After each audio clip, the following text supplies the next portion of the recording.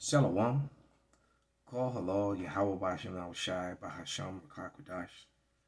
Double honors unto the apostles, double honors unto the elder bishops. Salutations to all my fellow laborers doing this work in truth and sincerity, risking their lives and their freedom to do so, now more so than ever.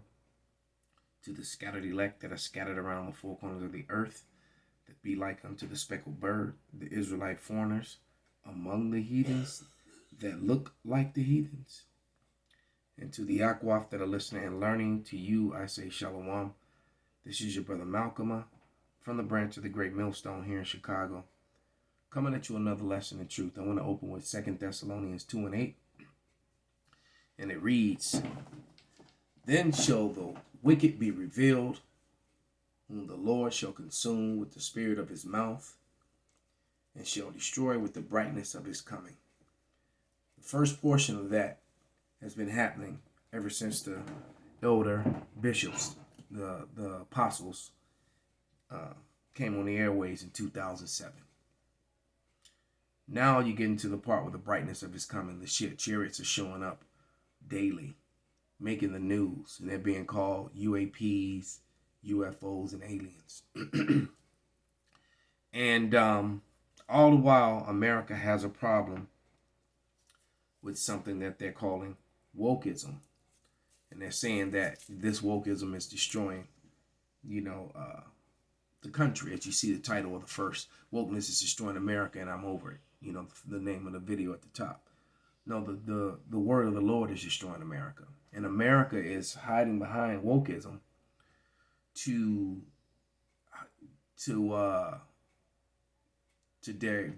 distract or deflect away from the crimes and the sins, the wickedness that it did to a people.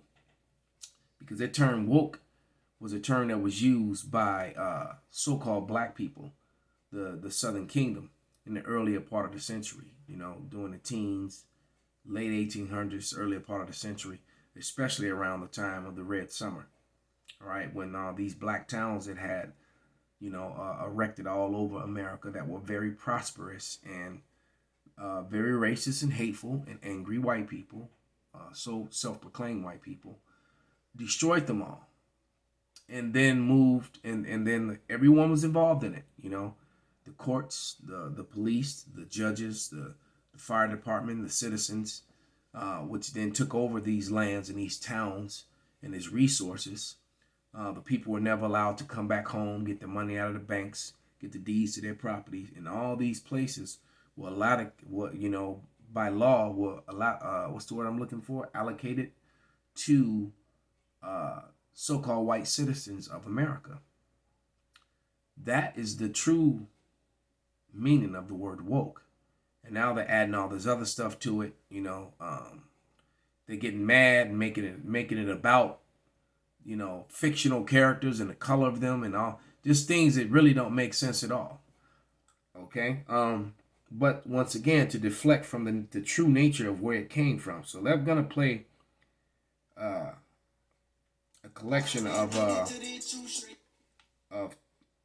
TikTok videos that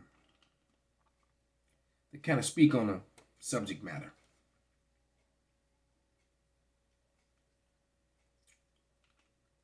And pulling them up.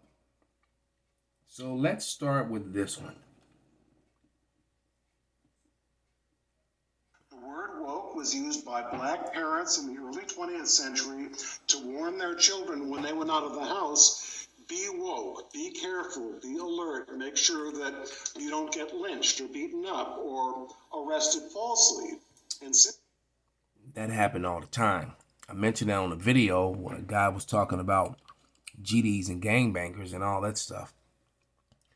And I, made the comment in this video that, well, the gangs, both Latino, so-called Hispanic and black gangs, were formed to protect their neighborhoods from marauding white men who would come in on pickup trucks with baseball bats and shotguns, beat up, hang, and rape, and then leave. That was the origin of the so-called street gang. They weren't warned with each other. But when they began to do that, they were infiltrated. The guns and the drugs were, or introduced, and well, we see the result of it today. But that was the original reason, not to get beat up, hung, raped, or falsely accused, to get carted away into falsely charged and put into to the prison system, so you can go to the chain gang and be free labor, be put back in slavery, basically. That was what woke was really about. Not all the stuff that you're looking at on the screen. Since that time, at least according to the best dictionaries, woke means the state of being alert to injustice, prejudice, racial or social discrimination. So what Ron DeSantis and others are saying, they're for discrimination, Exactly. They're for injustice.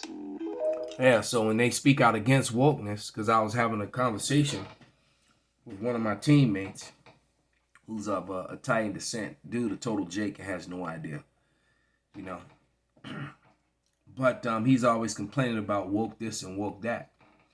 And his idea of woke is these false ideologies that have been put behind it, not what you just heard. Okay? And literally, when they're speaking against someone being woke, they're allocating that all these things that happen to so-called black people, so-called Hispanic people, Native people, is okay. All done to them under the guise of a so-called loving white God that show no love whatsoever. So I attended this interfaith event last Friday, and this evangelical pastor laments to me that America has lost its way because she stopped following Jesus. And I said, I have a question. Look, as a Muslim, I love Jesus too, but my question... Now, he said as a Muslim, he loves Jesus too. Now, I had clients that were Muslim years ago, you know, and we would have these conversations, and they broke down to me something that I didn't know about Islam, which he's kind of shared a roundabout way. But Muslims believe that the Lord is a prophet. They believe in the prophets of the Bible, so they say. They just believe that Muhammad was the last prophet, which means they really don't believe in the Lord at all. But, you know, it's religion. But they do believe in the scriptures, especially the Old Testament and the prophets. All right. I never knew that, and I just found that to be interesting, you know, when I learned that. All right. But then it's just their lack of understanding, which is why they come to the conclusions that they come to. But nevertheless, let's let them continue. As a matter of fact, let's let them start again. Event last Friday, and this evangelical pastor laments to me that America has lost its way because she stopped following Jesus. And I said, I have a question. Look, as a Muslim, I love Jesus too, but my question is, when exactly did America follow Jesus? Was it during the indigenous genocide? Was it during slavery? Was it during Jim Crow? Was it when women...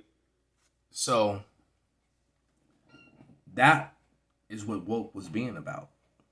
Remembering the atrocities that were done to your people and how they could be done again and again, and there would be no justice for you. Let's go to Deuteronomy. Go to the curses, because he talked about Native American genocide and slavery. All right. Matter of fact, before we go to Genesis, let's go to Jeremiah, which is talking about the two witnesses, the northern and southern kingdom, who are coming back together and have awakened. That's a prophecy, being woke, that they're in great fear of.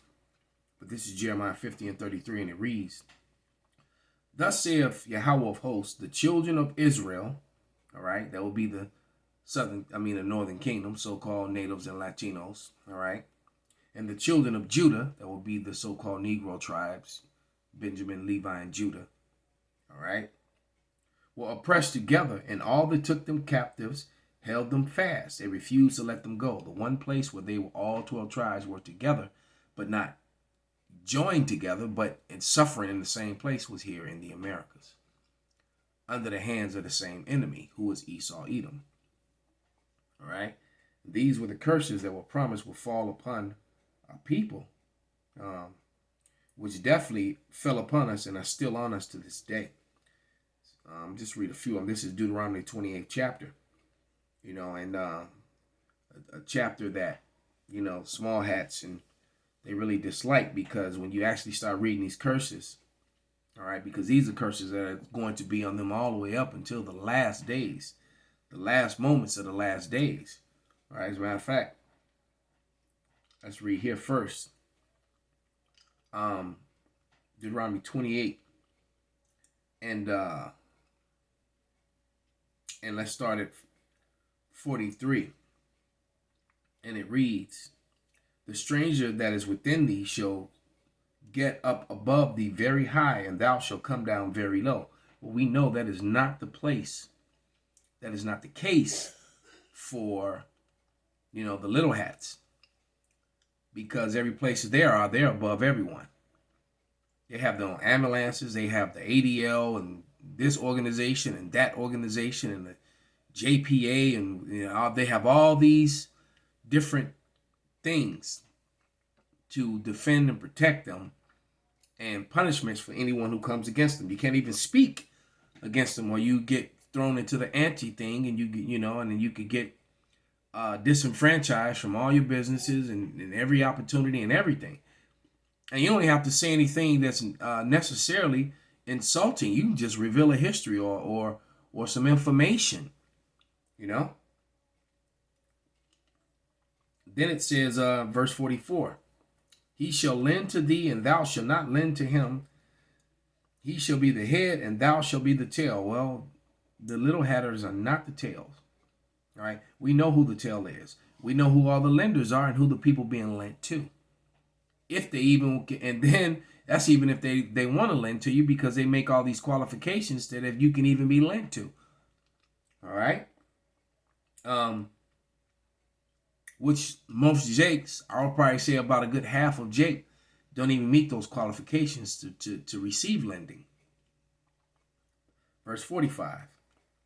"And all these curses shall come upon thee, and shall pursue thee, and overtake thee, till thou be destroyed, because thou hearkenest not unto the voice of Yahweh thy power, to keep his commandments and his statutes, which he commanded thee." So by us not keeping the law, statutes, and commandments, we will put on the bottom, and there we still remain until the return of the Lord. The beauty of this is that we can actually see through prophecy that time is up. The curses are now beginning to fall on them. This is why they're so angry about wokeism and adding all these new things to it that had nothing to do with it. All right, this is Deuteronomy 30 and 7.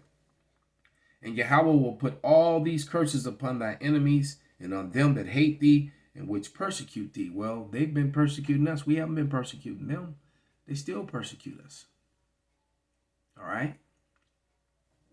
Let's go back to these videos.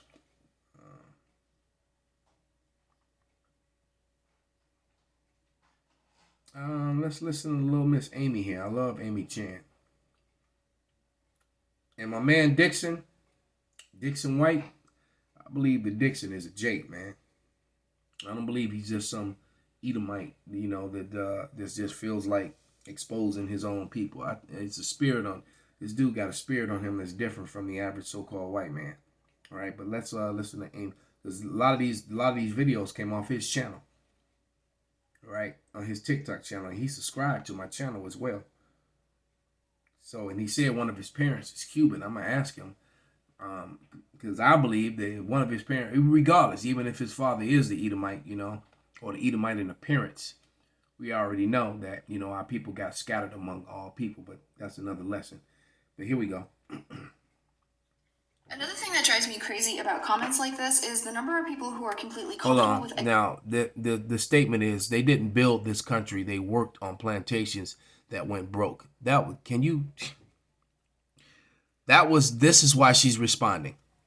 All right. Comments like They that didn't. Hold on, let me go back. They didn't build this country. They worked on plantations that went broke. So that is white privilege and superiority at its highest, and ignorance, white ignorance at its highest. At this point, if you can't come to the conclusion that the monies that was made from 400 plus years of free slave labor launched America into and put America in an advantageous position to become the wealthiest and the greatest country in the history of mankind, which is how you know that it's Babylon.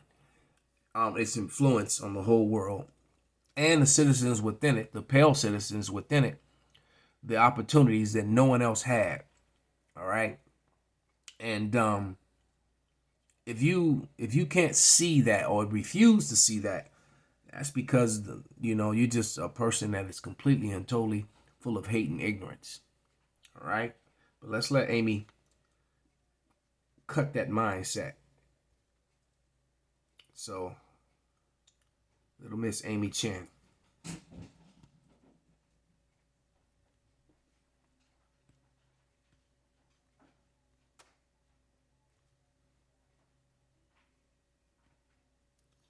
Another thing that drives me crazy about comments like this is the number of people who are completely comfortable with acknowledging that chattel slavery happened, know that reparations have never been paid, and minimize the contribution that it made to building the United States because it's nonsensical. Do you really think that white enslavers would have perpetuated an atrocious and costly system for over 400 years that nearly destroyed the entire country if they were not deriving a huge benefit from it? Because if this was just about some people working on some field somewhere, no white blood would have ever been shed over it. Exactly. But the reason why we collectively do not acknowledge chattel slavery and the contribution that it made to building the United States is because then we would have to acknowledge reparations now. Exactly. And that's what it comes down to. They would have to acknowledge that, and they don't want to do that, so they try to discredit it. But here, wow, this one's had 1.8. My man Dixon, boy. Here we go. 1.8 million. Mine today said, Dixon, not It was 1.8 million views, that is, for this particular video on TikTok. This is another reason why they want to try and get rid of TikTok. A white buddy of mine today said, Dixon, not everything's about race, man. Right, buddy? And I told him, I said, it ain't never been about race. Because, I found out that about 95% of these school shootings is by white people. Almost all of them is done by white people. And there's been hundreds of them now. Hundreds of mass shootings all around the country. But imagine if it was brown and black folks that was shooting up in white schools. But, that wouldn't make any difference, right? He said, well, of course not, Dixon. That ain't going to make no damn difference in gun control. It's the Second Amendment. I said, yeah, it's funny, though, in 1968, they had the Black Panthers with AK-47s and whatnot and assault rifles, and they were arming themselves. And by God, the first time they passed common sense gun laws. I mean, they banned the fucking assault rifle. All this amazing shit happened, but, yeah, you're right. If it was black and brown people shooting up white schools, well, no, that wouldn't make any difference. I said, you know what? You're right, buddy. It ain't about race. That's why they want to ban CRT, because we ain't got no real... Let's pause it right there. When they say CRT, that's my cue to talk about critical race historical facts.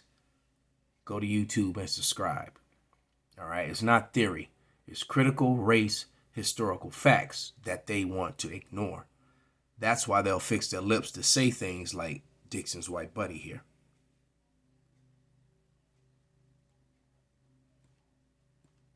Racism in our history. That's why they want to ban wokeism and ban racial consciousness, because there ain't no racism here. There never was. From slavery to assassination, Abraham Lincoln, MLK to Jim Crow, man, it ain't never been about race, and it never will be. And that's why they got all that legislation to stop black books and to ban and criminalize black books and black history, because it ain't never been about race. None of it. Latin, brown history as well. All right, they don't want them talking about their history as well. The same thing is happening with them that's happening with so-called black people, thus bringing Jeremiah 50 and 33 to life yet again.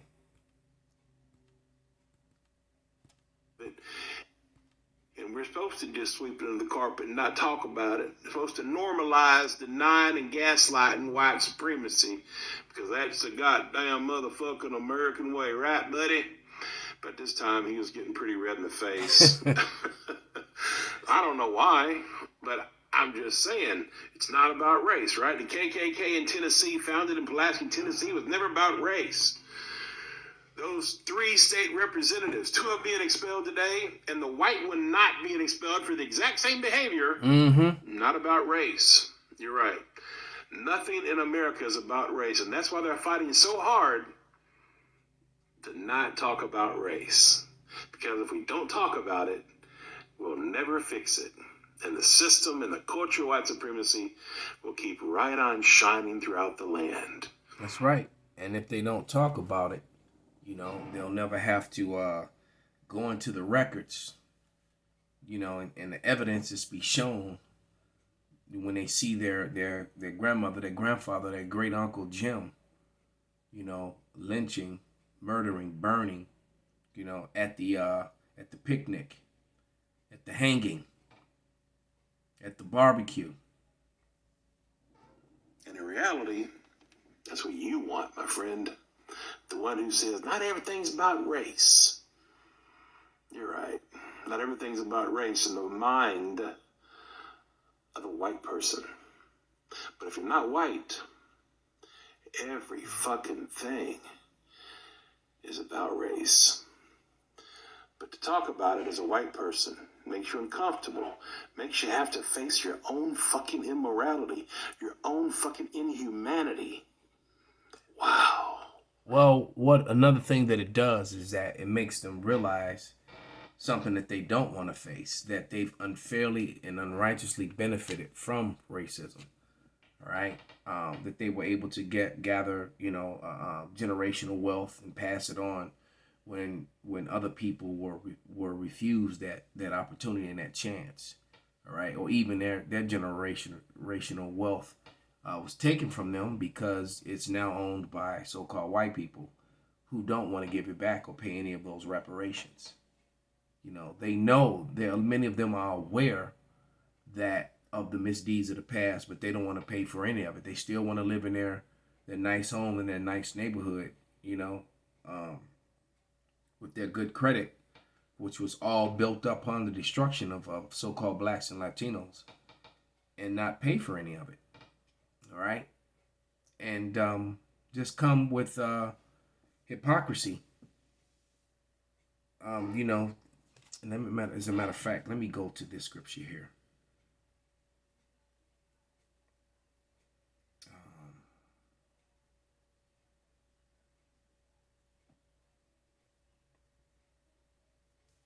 Make all these excuses as to why this is this way and that is that way. A couple scriptures and I'll wrap this up. This is Isaiah 32:6. And it reads, "For the vile person will speak villainy, all right, like a villain, all right, and his will work iniquity to practice hypocrisy and to utter error against Yahweh, to make empty the soul of the hungry, and he will cause the drink of the thirsty to fail." As a matter of fact, let me go here too. All right, because you know it's just like you said, they'll preach this this Christian love, but yet never show any love whatsoever. It was all hypocrisy.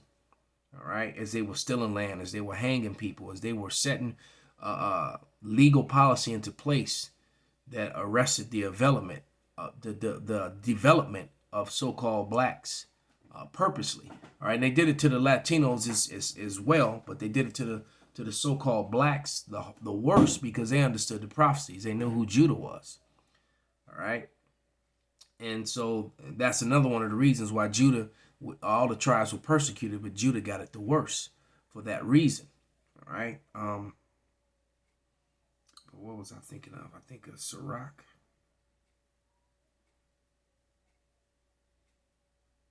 Ecclesiasticus, the 10th chapter.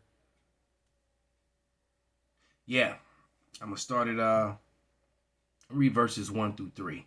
And then I'm going to jump down to 8. It says, a wise judge will instruct his people, and the government of a prudent man is well ordered. As the judge of the people is himself, so are his officers. And what manner of man the ruler of the city is, such are all they that dwell therein.